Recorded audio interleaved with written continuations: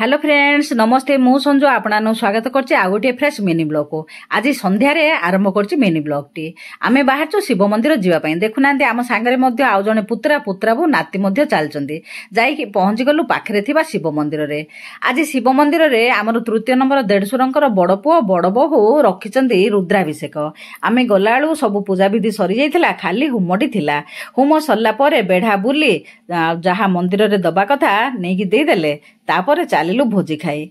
आज पुत्रा बो पुत्रा नाती नातुणी सब मंदिर रे पूरा फैमिली गदा हो जाइचु जाइकरी बसी पड़लु भोजी खाई। भोजी रे आज हेतिला भात डाली तरकारी पनीर आलूर खुरमा आउ दही बैगण खीरी। दही बैगण टी सबुठारु बढ़िया हेतिला।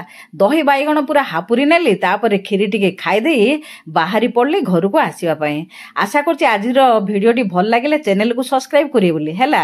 रखुची निश्चय सब्सक्राइब करिके जिबे। रहूची।